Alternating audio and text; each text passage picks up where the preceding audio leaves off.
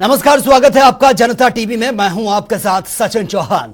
BJP प्रदेश अध्यक्ष भूपेंद्र चौधरी आज बुलंदशहर पहुंचे थे, जहां पर उन्होंने जहांगीराबाद में प्रबुद्ध जनों से मुलाकात की है। भूपेंद्र चौधरी ने कहा कि बीजेपी जो कहती है वो करके दिखाती है, जो संकल्प पत्र होता है उसे पूरा भी किया जाता है।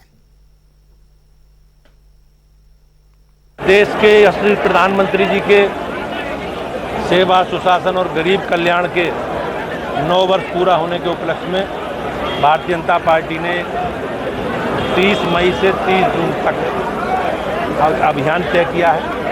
हम अलग अलग कार्यक्रमों के माध्यम से घर घर जाएंगे और सरकार का जो रिपोर्ट कार्ड है जनता के बीच में रखेंगे। इसके लिए पार्टी ने क्लस्टर बनाकर लोकसभा के अनुसार अपने केंद्रीय नेताओं को भी दायित्व दिया है। आदरणीय भाई साहब देवेंद्र राणा जी हमारे जम्मू कश्मीर के वरिष्ठ नेता हैं, इस क्लस्टर के इंचार्ज। और पूरा उद्देश्य आज एक सार्वजनिक कार्यक्रम था।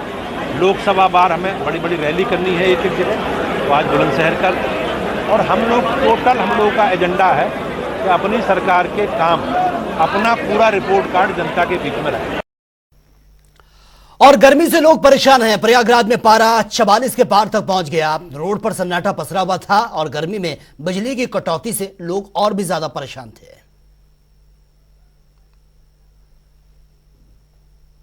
गर्मी ने जहां लोगों की मुश्किलें बढ़ा दी है और ऐसे में लोगों को परेशानी का सामना करना पड़ रहा है। सड़कों पर लोग छाते और गमछे का सहारा ले रहे हैं। हम मीरापुर इलाके में, जहां आप देख सकते हैं चारों ओर सन्नाटा पसरा। अंकल ये बताइए, गर्मी पड़ रही, कितनी परेशानी, कितनी बिजली कटौती हो रही है? अरे भैया, बहुत ज़्यादा परेशानी तो बहुत ज़्यादा है इस गर्मी से, और कटौती भी जहाँ कटौती हो रही है वहाँ तो फिर बातें कुछ और रही। पिछली बार से इस बार गर्मी कितनी है? बहुत ज़्यादा है। इतनी समस्या का सामना करना पड़ा, गर्मी की प्रचंड रूप पे है, क्या कहेंगे? बिजली कटौती तो बहुत ज़्यादा हो रही है सर, इसीलिए हम लोगों को बहुत ज़्यादा परेशानी का सामना करना पड़ता है। घर में बच्चे हैं, छोटे छोटे, बीवी हैं, सब परेशान हो जाते हैं सर।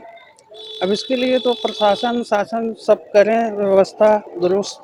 तो सुना इनका कहना था कि बिजली कटौती हो रही, बच्चे परेशान होते हैं, बिजली विभाग को इस पर सोचना चाहिए। यहाँ बर्फ की दुकान है, हम इनसे ही बात करेंगे। ये बताइए, गर्मी से बर्फ की सेल आपकी कितनी बढ़ी है? गर्मी से बर्फ ही नहीं जम पा रही है तो कहाँ से सेल बढ़ेगी। अच्छा, नहीं अब क्या हुआ, बिजली कटौती समस्या? हाँ, बिजली कटौती बहुत ज्यादा हो रही है, बर्फ नहीं जम पा रही, दिक्कतें आती हैं पब्लिक को, और सन्नाटा रोज रहता है। दुकानदार बिजली रहती तो बर्फ जमती, बिक्री होती? हाँ, बिक्री होती, जो जरूरत रहता है। तो भाई जिसके घर में फ्रिज नहीं है, कुछ सुविधाएं नहीं है, तो बर्फ का ही सहारा लेंगे। तो सुना आपने, इनका कहना था कि भाई जब बिजली ही नहीं है, बर्फ ही नहीं जम रही, तो बिक्री क्या होगी? अगर होती तो जरूर बिक्री होती। मगर ऐसे में अब सवाल खड़े हो रहे हैं, प्रयागराज में जिस तरह से गर्मी बढ़ रही है और ऊपर से बिजली कटौती कहीं ना कहीं लोगों की समस्या बढ़ा रखी है। अब देखना होगा इस पर आगे बिजली विभाग किस तरह से कदम उठाता है। देखने वाली बात होगी इस पर आगे किस तरह का रुख बिजली विभाग की ओर से अपनाया जाता है। जनता टीवी के लिए सैयद मोहम्मद आमिर, प्रयागराज।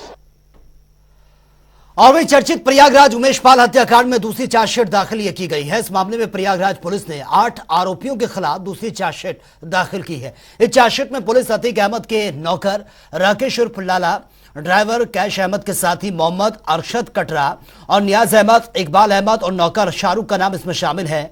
और SC/ST कोर्ट में दाखिल की गई इस चार्जशीट में पुलिस ने अतीक अहमद के बहनोई डॉक्टर अखलाक अहमद और उसके वकील खान सौलत हनीफ का नाम भी इसमें शामिल किया है।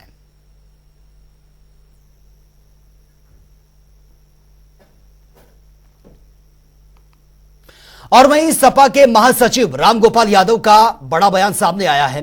सपा के कार्यकर्ता सम्मेलन में पहुंचे थे रामगोपाल यादव, जहां पर उन्होंने कहा कि जब लोकतंत्र खत्म हो चुका है तो चुनाव का क्या मतलब है। साथ ही 2024 चुनाव को लेकर कहा कि 2024 में बीजेपी जीती तो अंतिम चुनाव यह होगा। साथ ही उन्होंने कहा कि उत्तर प्रदेश में कानून व्यवस्था का बुरा हाल है।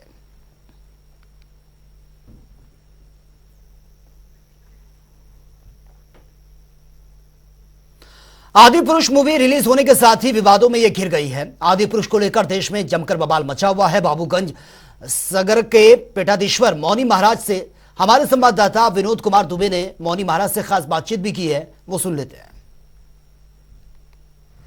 अमेठी के गौरीगंज के मनोज मुत्से ने एक मूवी बनाई है जिसको लेकर काफी विरोधाभास देखा जा रहा है। ऐसे में गुरु जी हमारे साथ मौजूद है, मौनी महाराज जी, हम इनसे बात करेंगे और जानेंगे क्या विरोधाभास है। तमाम तरह की बातें उसमें निकल के आ रही हैं। गुरु जी, मनोज मुत्से ने एक मूवी बनाई है जिसको लेकर तमाम विरोधाभास चल रहा है, क्या कहेंगे आप?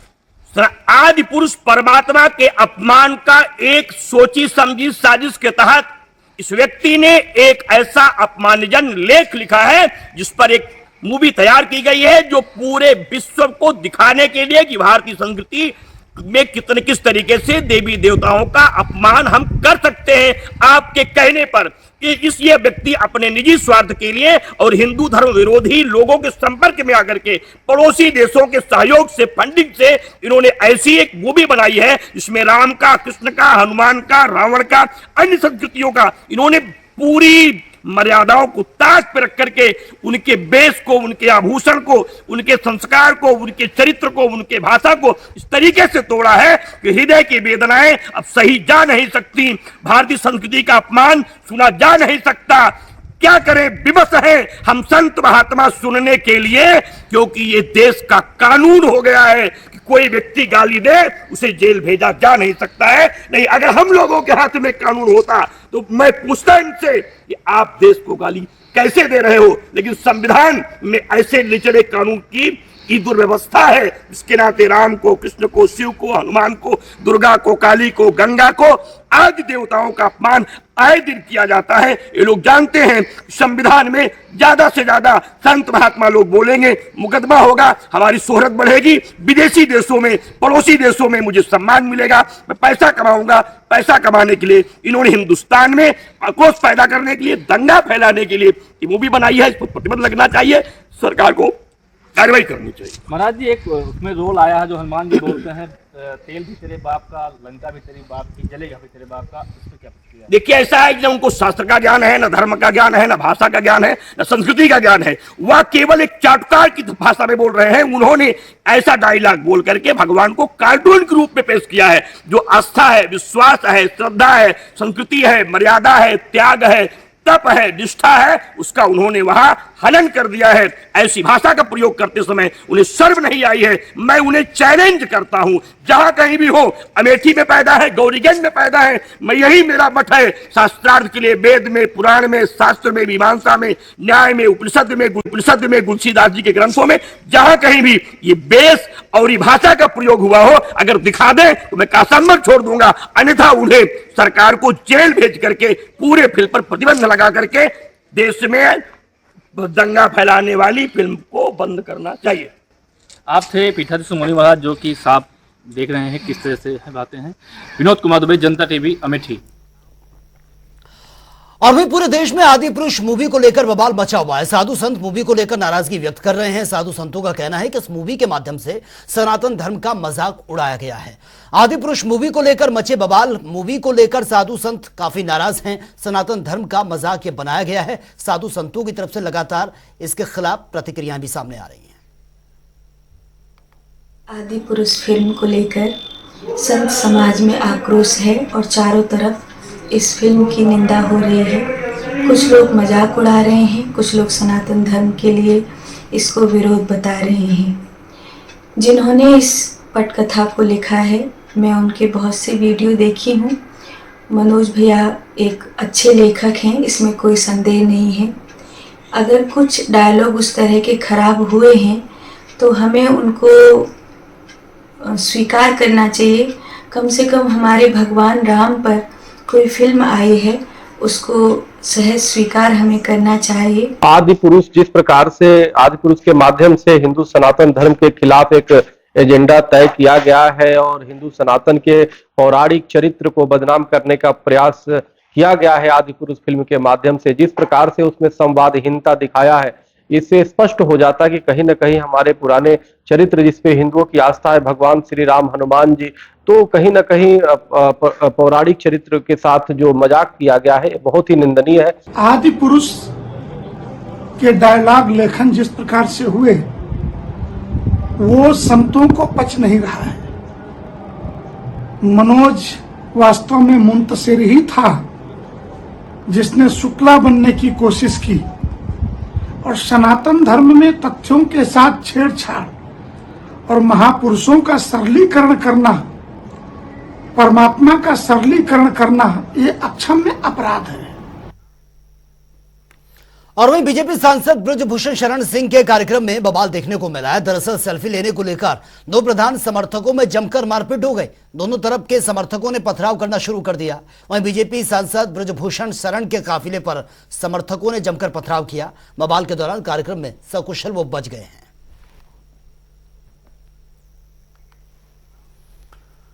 और वहीं ललितपुर सांसद अनुराग शर्मा और उत्तर प्रदेश शासन के मंत्री मन्नूलाल कोरी ने मेडिकल कॉलेज का उद्घाटन किया। इस मेडिकल कॉलेज की सौगात प्रधानमंत्री ने दी थी और 280 करोड़ की लागत से बन रहा है, जिसमें 300 बेड होंगे। अभी ललितपुर जिले के लोगों को जो मरीज हैं उनको झांसी मेडिकल जाना पड़ता है इलाज के लिए। ये मेडिकल कॉलेज हम आखिरी वीक या पहले वीक अक्टूबर के में शुरू करवा देंगे। इसकी 30/9 की कंप्लीशन डेट दी गई है। तकरीबन ये 280 करोड़ से ऊपर का प्रोजेक्ट है और ये आदरणीय प्रधानमंत्री ने जब पूरे हिंदुस्तान को इतनी बड़ी सौगात दी थी कि हर डिस्ट्रिक्ट में मेडिकल कॉलेज होगा, तो ये उसके फर्स्ट फेज़ जो यूपी में 13 बन रहे थे, उस फर्स्ट फेज़ में हमारा ललितपुर वाला चिन्हित किया गया और हमको प्रधानमंत्री जी से इतनी बड़ी सौगात मिली है। और वे रेल मंत्रालय ने स्टेशन के आधुनिकीकरण के लिए अमृत योजना स्टेशन योजना के तहत स्टेशन के विकास की परिकल्पना की है, जिसके तहत 480 करोड़ से इस योजना का अमली जामा इसको पहनाया जाएगा और इस काम को RLDA ने शुरू कर दिया है। और मेन स्टेशन की जरूरतों को पूरा करने के लिए रेलवे ने सेकेंड एंट्री की कई कॉलोनियां तोड़कर उस जगह पर यात्री सुविधा और व्यावसायिक गतिविधियों का काम करने का इसको तेज कर दिया है। चारबाग स्टेशन के कंजेशन को दूर करने के लिए रेलवे अब इसकी सेकेंड एंट्री डेवलप कर रहा है और इसके एकीकृत पुनर्विकास का काम शुरू हो गया है। ये काम RLDA करा रहा है, जो 480 करोड़ रुपए पर खर्च किए जाएंगे। इसमें सबसे बड़ी चीज़ है कि यात्रियों की हर तरह की सुविधा मिलेगी और यहाँ पे होटल भी होंगे, बुकिंग भी होगी, रिजर्वेशन सेंटर भी होंगे और रुकने के लिए रिटायरिंग रूम्स और जो है अन्य सुविधाएँ भी दी जाएंगी। जहाँ तक इसके जो है 7 मंजिला स्टेशन भवन होगा और भूमितल पर 8,299 वर्ग मीटर का निर्माण किया जाएगा। साथ ही इसमें बहुत बड़ी जो रेलवे की कॉलोनी यहाँ की थी उसको तोड़ करके और सुविधाएं विकसित की जा रही हैं, जिससे यात्रियों को हर तरह की सुविधा एक ही जगह पे मिल सकेगी। इससे आलमबाग के इलाका का जो है बहुत यात्रियों को चारबाग जाने की समस्या दूर हो जाएगी और स्टेशन की सेकेंड एंट्री हो जाने से सबसे बड़ा फायदा ये होगा कि लोगों को जाम के जूझना नहीं पड़ेगा, क्योंकि ये इलाका ऐसा है जहाँ पे जाम नहीं लगता है। ये रोड का इलाका है कि जहाँ से जो है सीधे कनेक्टिविटी है और हर तरह का साधन यहाँ से उपलब्ध है, तो लोगों को आवागमन में सहूलियत होगी। जो चारबाग में हर समय कंजेशन रहता है, लोगों को ट्रेन छूटने खतरा बना रहता है, तो वो यहाँ पर नहीं होगा। और इसकी सबसे बड़ी एक खूबी ये भी होगी कि ये आधुनिक सुविधाओं से युक्त होगा पूरी तरह से। जो आज की ज़रूरतें हैं, लिफ्ट हैं, एस्केलेटर्स हैं और जो FOB हैं, ROB हैं, ये सब यहाँ बनाए जाएंगे और जिसमें पूरी तरह से कंपोजिट प्लान तैयार किया गया है। इसके लिए DRM SK सप्रा ने लगातार जो मॉनिटरिंग भी तेज कर दी है। हाल ही में उन्होंने मॉनिटरिंग करके कहा है अफसरों को, RLDA के साथ मीटिंग भी की है उन्होंने और कहा है किसी तरह भी है ये जो टारगेट है वो 2 साल के अंदर पूरा कर लिया जाए और ज़्यादा से ज़्यादा जो है सुविधाएँ यात्रियों को मिलें और जल्द से जल्द जो है लोगों को RLDA सुविधाएं उपलब्ध कराए। अब देखना यह है कि रेलवे का तय समय में काम कैसे पूरा होता है और यात्रियों की सुविधाएं ये कब तक मिल पाती हैं। कैमरामैन आशीष कश्यप के साथ TN मिश्रा, जनता TV, लखनऊ। और यूपी के कानपुर के नवाबगंज के VSSD कॉलेज में बीएड की प्रवेश परीक्षा इस वक्त चल रही थी और इस दौरान एक लड़का फर्जी दस्तावेज के आधार पर किसी और की जगह परीक्षा देते हुए पकड़ा गया है। और देखिए इस पर हमारी ये खास रिपोर्ट।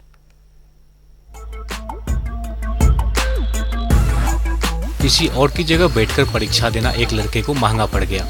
घटना यूपी के कानपुर की है, जहां पर नवाबगंज के VSSD कॉलेज में बीएड की प्रवेश परीक्षा चल रही थी। इस दौरान एक लड़का फर्जी दस्तावेज के आधार पर किसी और की जगह परीक्षा देते हुए पकड़ा गया। आरोपी मुजब्बुर रहमान अंसारी नामक व्यक्ति को पुलिस ने गिरफ्तार कर लिया है और उसके खिलाफ कार्रवाई की जा रही है।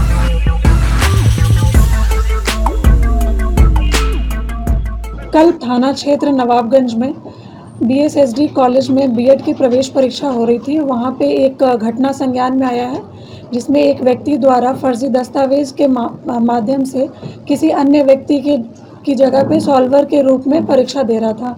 इस पूरे प्रकरण में जो केंद्र अध्यक्ष थी उनसे अब तहरीर ली गई और सुसंगत धाराओं में मुकदमा पंजीकृत किया गया और उसमें जो सॉल्वर था जिसका नाम था मुजीबुर रहमान अंसारी, उसको गिरफ्तार कर लिया गया है और उसको अग्रिम विधिक कार्रवाई के लिए न्यायालय के समक्ष पेश किया जा रहा है। बेसिकली ये उसकी जांच की जा रही है। जो भी है उसने यही बताया कि उसे मालूम नहीं था कि ये बीएड जैसे परीक्षा में भी इतनी कड़ाई से चेकिंग होगी।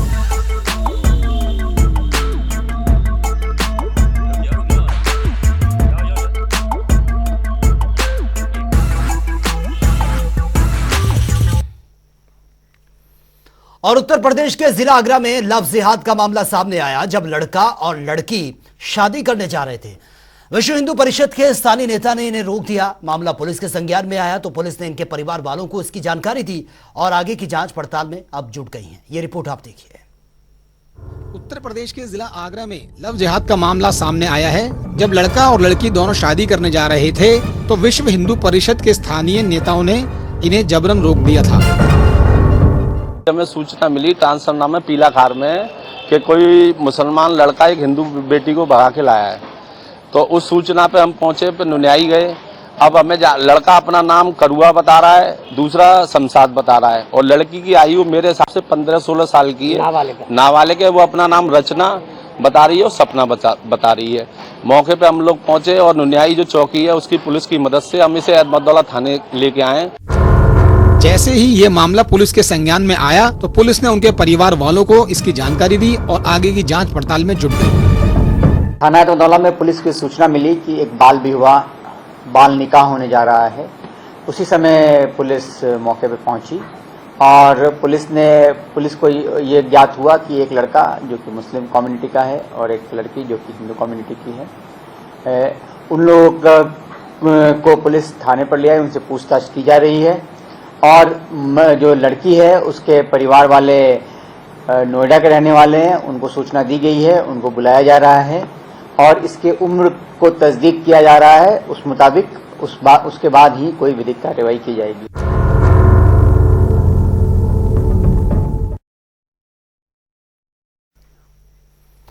और वे उत्तर प्रदेश के मुख्यमंत्री योगी आदित्यनाथ ने विधानसभा में माफियाओं के सफाई का संकल्प लिया था, वो अब भी जारी है। और अब गोरखपुर में UP police mafia Vinod Upadhyay के खिलाफ सख्त कार्रवाई करने में जुटी हुई है।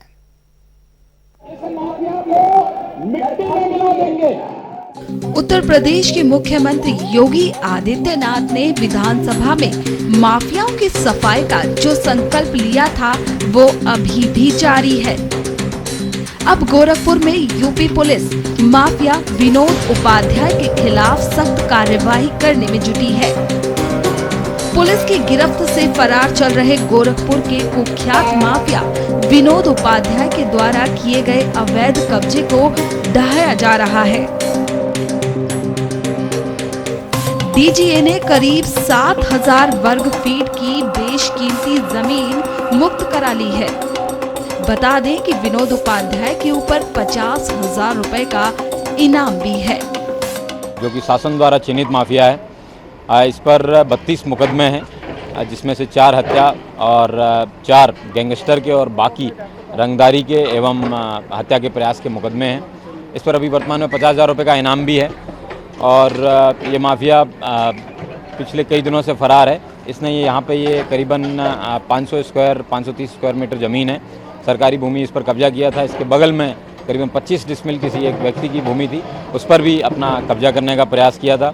और उसके साथ साथ इसने करीबन 230 वर्ग मीटर के करीबन अपना कवर्ड एरिया में मकान बनाया है। करोड़ों की संपत्ति है। इसको आज जीडीए ने चिन्हित किया है और चिन्हित करने के बाद में इस पर बुलडोजर चलाया जा रहा है। और मैं उम्मीद करता हूं कि जराइम की दुनिया से कमाया गया एक पाई उसका है, उसके खिलाफ कार्रवाई की जा रही है और ये महत्वपूर्ण कार्रवाई है जनपद गोरखपुर की। और मैं उम्मीद करता हूं कि इससे ज़रूर अपराधियों में एक संदेश जरूर जाएगा। उसकी तलाश जारी है, इस पर इनाम भी बढ़ाया जाएगा और इसके लिए कई टीमें भी लगी है। एसटीएफ भी सर्च कर रही है, एसओजी भी सर्च कर रही है, उसके साथ साथ थाना पुलिस की टीमें भी सर्च कर रही है। माफिया विनोद पर करीब 32 आपराधिक मुकदमे दर्ज हैं। इनमें से कई एक तो बेहद संगीन मामले हैं, जिसकी वजह से ये अपराधी फरार चल रहा है।